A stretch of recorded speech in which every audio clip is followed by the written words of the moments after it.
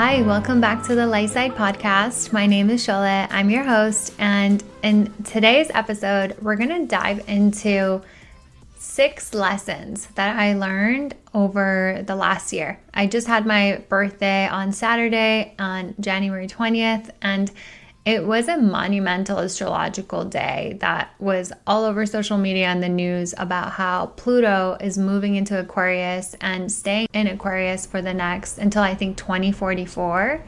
And then it was the last day of the Mercury retrograde shadow period.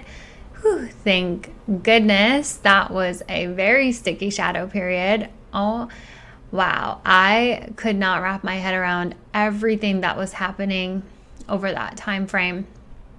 And then also the sun moved into Aquarius. It was the first day of Aquarius season. I'm a 0-degree Aquarius and I have so many other planets in my chart. I've been into astrology for like the last 20 years, honestly and truly. I am so fascinated by the planets, the stars, and I'm a believer that given everything has energy, and even the ocean is impacted by the energy of the moon, the phase of the moon, then considering just how big the planets are in comparison to us, how we're just these like teeny human beings here on Earth, that our energy is impacted by the energy of the planets. And so I am a believer, and I'm not saying this to convince you, to each their own, but I'm actually looking to have a friend and astrologer on the podcast soon. So I'm excited for you guys to hear from her directly. But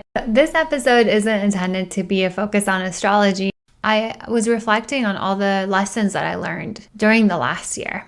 And wow, my life has changed so dramatically over the last year. Just to briefly recap, when this time last year, I hadn't yet finished the Jay Shetty Certification School Business Launchpad, which was right after we had finished our final exam and all that good stuff.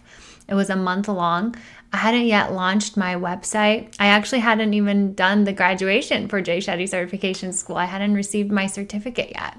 And I hadn't launched my website and my business. I hadn't yet launched my coaching practice. I hadn't yet launched my blog and website and my newsletter, the Sunday Tea, and so much more. I hadn't yet started this podcast, and so much happened over the last year. And I love to make note of lessons that I'm learning as time goes on, as things happen, events happen. But a lot of times the lessons don't really make themselves crystal clear until some time has passed. And so as I started to write down all the things that I feel I had learned over the last year, these lessons were really the highlights from the year's growth. Something that kept showing and presenting itself over and over again was that I was keeping my heart safe and it was costing me way too much. And I learned that through being vulnerable over the last year, that I rather share my heart and be open and potentially get hurt than be left with the words unsaid, with words that I didn't say, and potential what ifs and regrets. And really trust that brave action will eventually pay off, that being brave and voicing how I feel will have its own benefits. And yes, it's hard. It's really, really hard. And I really learned that over the summer because I was able to voice something that I had held in my heart for a very long time. I decided to take a risk, to open my heart and to allow myself to be expressive about what was happening within my heart space. And it was scary. It was really, really scary, but it was worth it. The highs, the happiness I gained, maybe the tears, the sadness, the pain that I felt as a result later down, they were all worth it. They taught me that it is far, far more important that I am transparent and open and vulnerable versus hiding my heart, hoping that I stay strong and safe. It's like when I think about the repercussions of being safe, I almost want to equate that to not living life. And that's a tough stance to take, to try to protect ourselves and protect our hearts, to keep us safe, to keep us from getting hurt, is choosing to miss out on a lot of opportunities, a lot of connections, a lot of love to be felt. I guess like that was one of the biggest lessons that I learned over the past year, is how much I was keeping myself safe the prior years. I started the year really having a goal of wanting to date more and like wanting to make time for dating, and having a goal of dating at least like once or twice a month, like going on a date. And being in Southern California, not being able to meet as many people in person, that meant being on dating apps. And I always cringed at being on dating apps, and I didn't like dating apps. And so this whole notion of like keeping my heart open, I continued to take a risk and let go of the resistance that I felt against sharing my heart, and just pushed past that to share my heart. Because to live is to be vulnerable, and to try to protect ourselves is really a recipe for sadness, for loneliness. The cost of protecting our hearts is way too much. It costs us connection. It costs us a feeling of home. It costs us the memories. It costs us so much joy. And so, is it worth putting our pride aside and expressing ourselves? Yes, 100%, because the outcome is always 50-50. It can either go really well or it could go south, but we won't know unless we try. And the pain of having regrets, let's say seeing someone that you really cared about be in another relationship, or just what ifs, like what if I talked to that person? What if I actually initiated that conversation? The time that it takes away from our mind and our present moment in trying to grapple with like what if, and instead use that time to just initiate, to just go push past. Because really, we're only living in this life for a short period of time. We're not here forever. And I don't mean to say that to be dark, make people lose hope, but what do we have to lose? Life moves so fast. And so we have to really be willing to be vulnerable, open our hearts, and allow what we want to experience. We have to be willing to initiate and to take a step, because I think what happens a lot of times is people want other people to show them what they want before they're willing to open up. But that's the thing. I have a lot of Capricorn placements, so I think about work a lot. So just as in the workplace, we don't get promoted until we show that we're capable of what we want, I feel like the same goes with love and everything else in life. We have to show that we're willing to open our heart, to let love in, to let people in, to let relationships, friendships in before they can actually come in to our lives. So, and all of what I just said really applies to friendships, to any sort of connection that could potentially leave you vulnerable.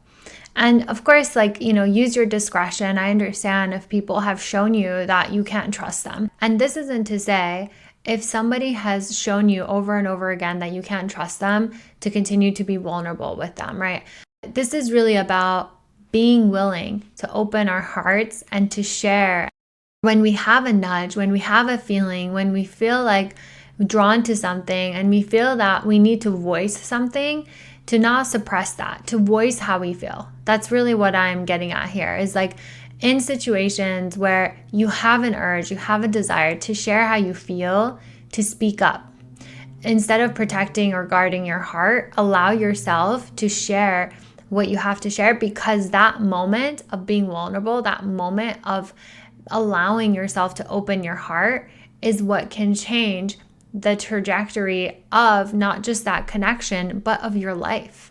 And that is such an important thing to keep in mind, because what if your whole life experience can change just by you being brave enough to share how you feel with someone? And of course, use your discretion, but this is in situations where you feel like I need to speak my heart. Don't hold back from speaking your heart. So many times we play games.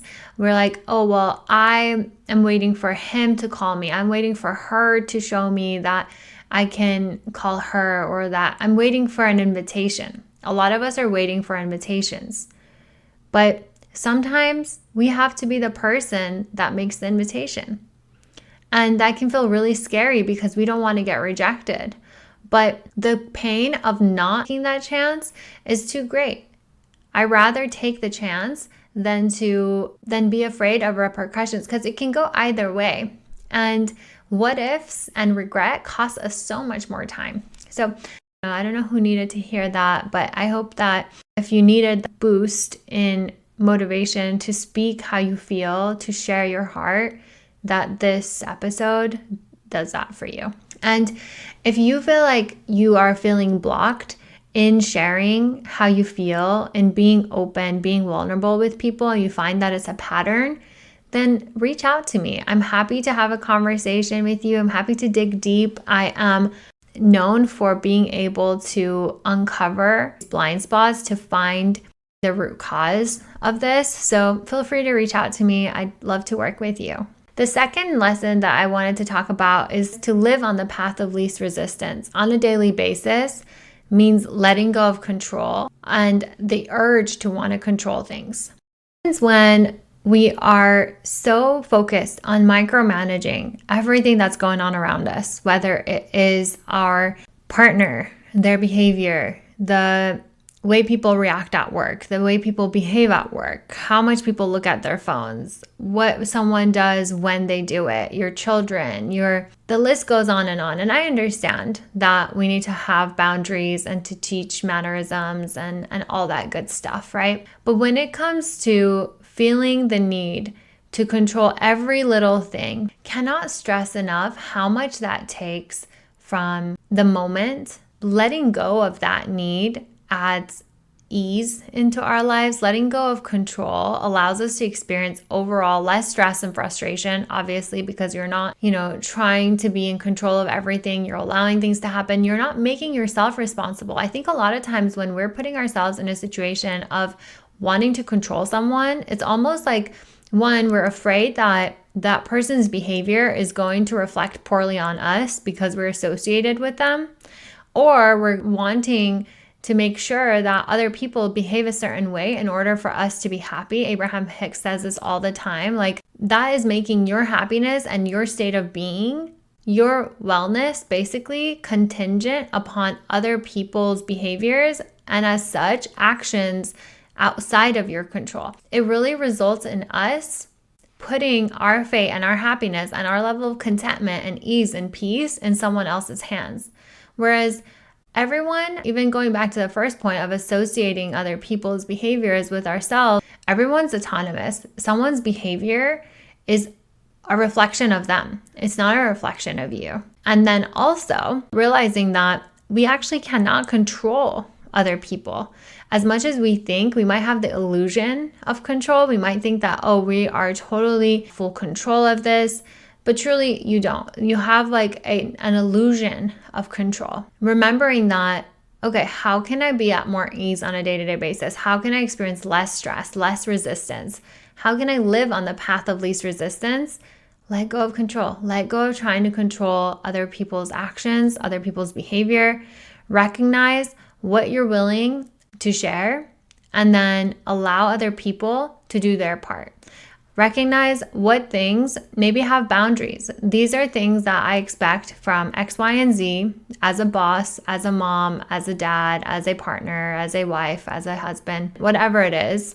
And then also write down all of the things that you are controlling and finding yourself frustrated, and really label them as things outside my control. Choose your response and how you react, but you can't realistically control them and their behavior. It's just like a cause for frustration and anger. I'll give you an example about my day-to-day life. Like, for instance, I can't control how people react to the content that I create. I can experience a lot of frustration if on a day-to-day basis, because I create and post content daily. If I'm thinking about, not a lot of people are liking my posts, not a lot of people are sharing my posts, those are things outside of my control, and I can face a lot of stress and frustration if I focus on that. Maybe even in a relationship context. Like, I'll give you an example. Like, if, for instance, your partner or someone in your family has social anxiety, I'll give you a personal example. Let's say on my birthday, someone in my family, I'm just going to say my dad. So, for instance, my dad,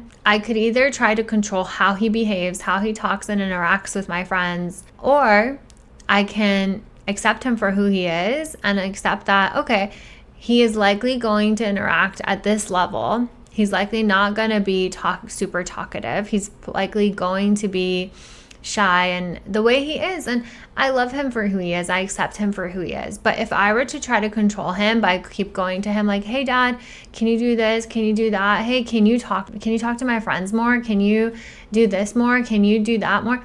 Can you imagine? Like, that would be so frustrating, and it would be me just trying to control the whole thing instead of just enjoying it, instead of just being there with him, instead of just being and being happy that he's here, that he's with me, that I still have my dad. You know, like, it takes away from us being able to enjoy what is because we're trying to control everything else. And then how much more fun will I have if I'm just like present to the fact that he is here and he is who he is, versus the stress and frustration of like, oh, I need him to do this. I need him to say that. I need him to act this way. I need him to wear this. And this is a relevant example for me because I did try to do that, to be honest, at a certain time in my life when I was younger, or even maybe recently. I'd be like, Dad, like, do this, Dad, do that. And it's like, sheesh, he's his own person. Like, I can't try to control him.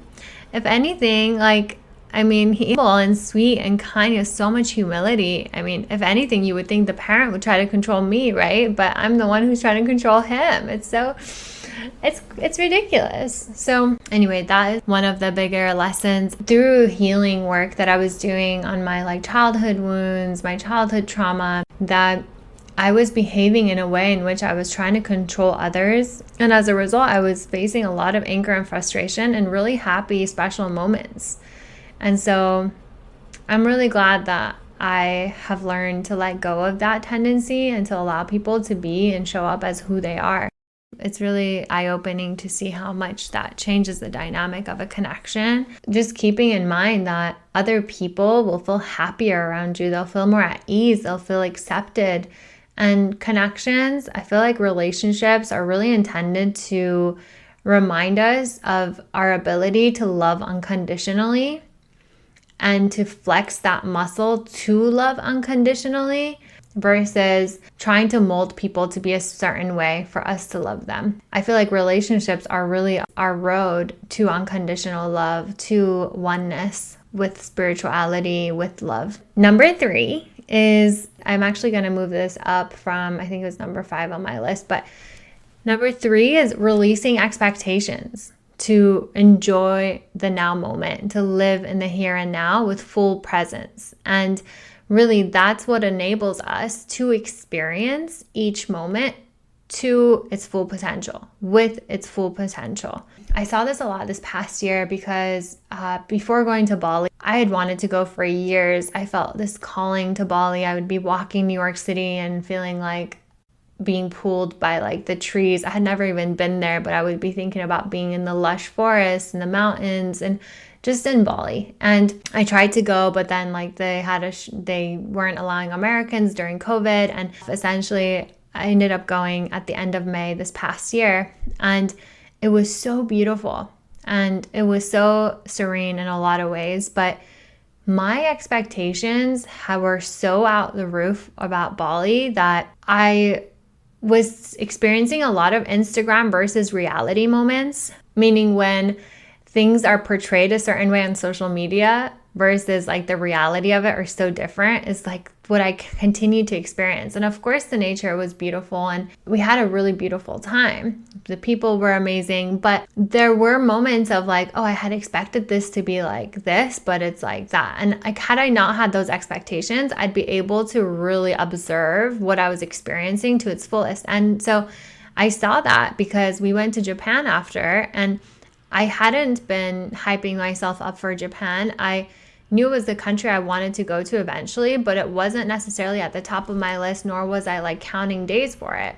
And wow, I was so blown away by Japan, maybe because I hadn't done so much research to really expect it to be as incredible as it was. I mean, I had done some planning as far as looking into things I wanted to do in like Tokyo and Kyoto, but I wasn't dying to go there, to be honest. And now it's honestly my favorite country that I've ever been to. And I've traveled across a lot of, and I went to Korea right after, which was on my list for so long because I had watched Korean sitcoms with my grandma and all the good Korean food that I'm obsessed with. And so I was like so excited to go, and it was really great. But Japan like blew me out the water. And I wonder if part of it has to do with how little expectations I had, or how little I had hyped myself up.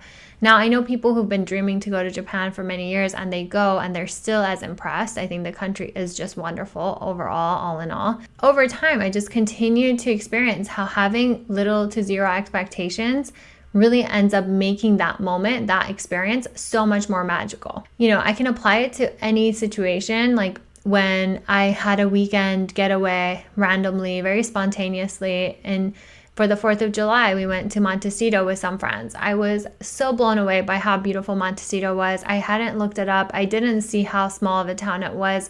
I didn't look up the scenery. And wow, I was just stunned by its beauty. It was so gorgeous. And I was blown away by how close it is to LA. And that was a big surprise. And so I feel like each moment has the potential to really draw us in, to really show us something new, to maybe present an experience that can change our perception, our perspective, maybe the trajectory of our lives even. I'll go as far as saying that. But when we expect things to be a certain way because we're thinking about the future, like, oh, this is how I want it to be, this is how I want it to be, then when the moment presents its unique offering, we're not open to it. We're expecting something else. So even though what it's presenting may be magical and exceptional, because we're expecting something else, our experience just changes altogether. I say all of this hopefully to inspire you to drop the expectations you have, whether it's going for a date, even for dates. Honestly, when I was going to meet my boyfriend today for our first date, I had zero expectations, even though our text conversations were really, really great. And wow, I was surprised by how intentional and clear he was. I still was thinking, okay, I may never see this person again. It's just going to be fun. I had zero expectations. And our first date ended up lasting 7 hours long. And it was a really incredible first date. And I just didn't expect this really sweet, incredibly touching person to come into my life, but he did. But my approach with it was not having expectations. Really, not when I think about it, it wasn't that long ago. I had zero expectations. And the same goes for other experiences where I've had expectations. And how it turned out to be instead, when it turns out to be different, which a lot of times it does, we tend to not enjoy the experience we're having because we expected it to be something entirely different. And so do yourself a favor and drop your expectations with the mindset of, I'm open to what life will present to me. I'm open to what this moment will bring because it's unique and I can't project it and I can't forecast. And good thing we can't forecast the future, right? Because we would never be present. We'd always be in the future, never really enjoying what's happening with us right now. And so I think the secret sauce to being fully present, if you have a hard time being present with the now moment, it's likely because you're creating a lot of expectations for what's to come, and really allowing yourself to release your expectations because truly you have no idea how it's going to go, how it's going to be. Allow yourself to experience the moment as it comes is the secret sauce to being present and to being mindful in this moment, present with the here and now, fully enjoying it. And I can even say how this applies to even relationships and connections, in the sense that you may think that you know exactly how your partner is going to behave, exactly how your partner is going to react to something, and that can really hold you back. Or you can use past experiences. You can say, like, every time I've asked a girl X, Y, and Z, they've reacted like this, so I'm just not going to do it anymore. But that mentality of expecting someone to answer a certain way or to respond a certain way will really hold you back, in that you're not allowing yourself to be brave and bold, and like what we talked about earlier, to open your heart and to share and to really take a risk, because you're expecting maybe failure or rejection. Whereas this can be completely the game changer. It only takes one chance, one moment. It only takes one opportunity to change everything. It only takes one day to change the rest of your life. And so really allowing yourself that opportunity to experience that is so important, so valuable. Which then leads me to number 4, and that is listen to yourself first. Listen to your own inner voice first, then consider other people's opinion. And remember that when other people speak to you, their opinions, that's what they are. Opinions are not facts. I think that can be such a limitation when we take what other people say, what other people perceive as facts versus an opinion. And I've experienced that a lot in my life, and that's why it's a big lesson for me because certain people that I admire or look up to, maybe even put on a pedestal, I take what they think or what they perceive as it. Like, that's a fact. Like, it is for sure this way. Like, previously in the past, I was told by someone that I'm a horrible storyteller. I let that opinion be the narrative of who I thought I was. I thought that speaking wasn't meant for me because I literally lose some people's attention. And then over time, especially over this past year, I keep getting reaffirmation and confirmation that no, you aren't a terrible storyteller. No, you aren't a terrible speaker. Look, I have a podcast now. I really worked on that belief, but their opinion became my belief, which is scary. Please don't allow others' opinions be more than that. Listen to yourself first. Listen to your inner voice, especially when it comes to making decisions. No one else is in your shoes but you, and no one else has the 360 view of you. Only you feel your feelings. Only you feel how something impacts you. So allowing someone else to make opinions a fact for you is giving your power away majorly. And so others' opinions should really come after your own. And that's if you want to listen to them. You don't even have to consider it. But if you want to consider other people's opinions, allow that after your own inner voice. Our inner guidance is so wise. And so the only way you can sharpen that is through listening to it. It's through the practice of listening to your intuition that you sharpen your intuition. We do need other people in terms of coaching relationship, mentorships, therapists. It is helpful to have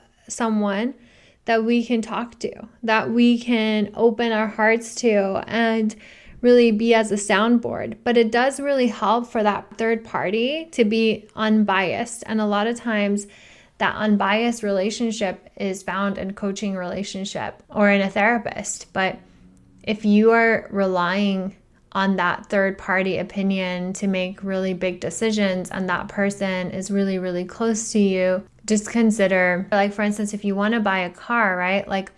If you consider a third party non-biased view versus your family member or your friend, of course that when you buy a car, it's going to impact their life too, right? And then number 5 is when you have a nudge, when you have a feeling or an idea that literally just barges into your mind, to listen to it. No matter how spontaneous it may feel, no matter how much it may not make sense, if it is clear, follow it. Take action, because your ability to take action, even if it doesn't make sense, when you take that step, when you put pen to paper, when you make that video, maybe when you make that call, whatever it is, when you have the instinct to do something, follow it. It will unfold. It will show you the way. You just have to trust. And I say this because a lot of times I found myself suppressing the urge that I have to do something because I'm like, oh, it doesn't make sense. I just did X, and if I do this, then it might be too overwhelming and too much, or it does, I I talk myself out of something I have an urge to do. And then later I will see someone else having done it. And I'm like, this is the universe showing me I should have followed my gut instinct, that I was given this opportunity and I didn't. And now someone else is doing it. And I'm happy for them. I love that they're doing it. It's inspiring. It's also a lesson for me to follow my nudge, to follow that feeling, to do what I feel I should with an idea instead of talking myself out of it. And so if an idea barges into your mind, please follow it. The world needs it. It's likely going to impact someone's life. It's likely going to help someone out there. And unless you are brave, unless you bring that idea to life, it may go to someone else. And maybe there's so much more for you down that path. Maybe that one idea, that one step, that one action that you're wanting to take is going to lead you to this whole other slew of things that you're capable of, that you can bring to the world, that you can create, that, there's people that you will impact as a result, and you won't know until you follow it. And so this really comes to the sixth lesson that I was going to share, which is it's not necessary to see the full vision. You don't need to see the full vision, the full picture before taking that first step, before starting what you want to do. Start anyway, and the path will unfold.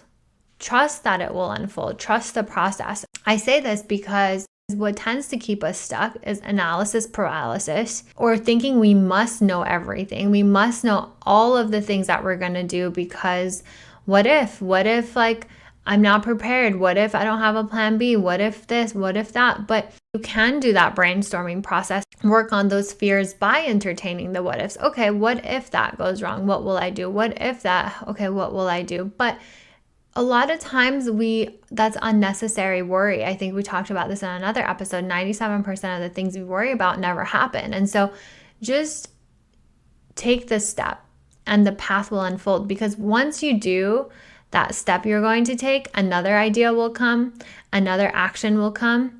And unless you allow yourself to be a recipient of those ideas because you're taking action on them, then you won't be able to experience the magic of the process. The ideas won't show themselves to people who aren't receiving it. It's like being a radio station or a channel. Like if you don't tune in to that channel, to that radio station, you won't hear the music, you won't receive it.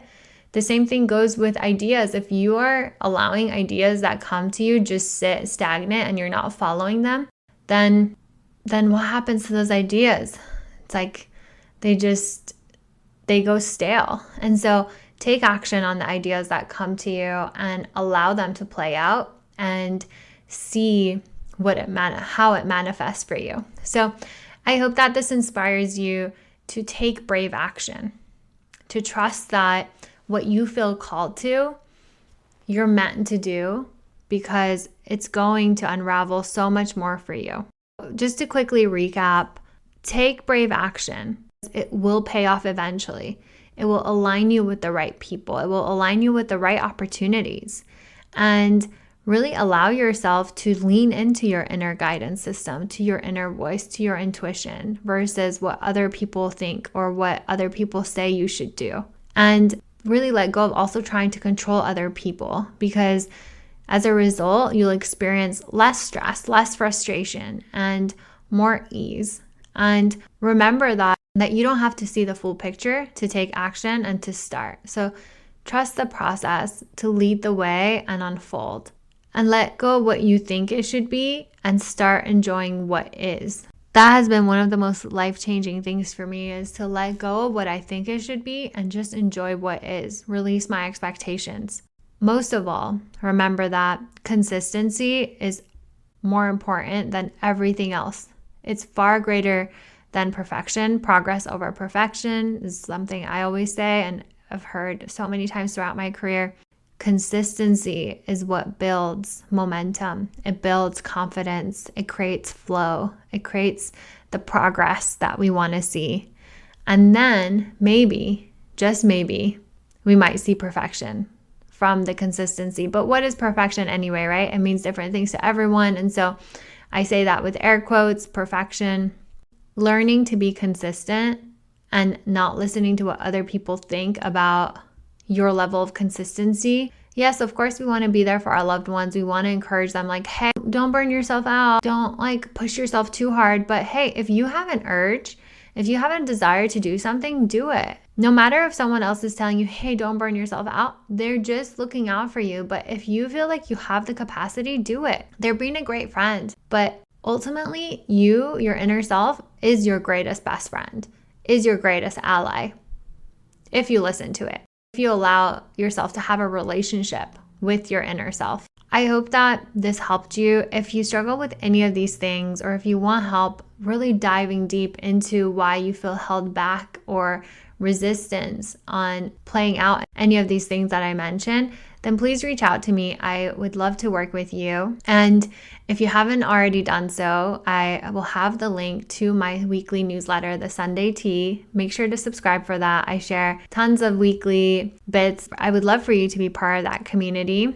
So link in the bio. Let me know what you thought of this episode. Let me know if any of the lessons resonate with you more than others. Let me know what resonates with you most. If you have any topic requests, I'm going to be having a lot more guests on the podcast. I look forward to it. I'm so excited to really start this year off on this new note. There's so much new energy. I'm so excited for everything that's to come for us in 2024. Let me know if you have any thoughts or feedback. I always love hearing from you. And until next time, I'm sending you tons of love. Thank you.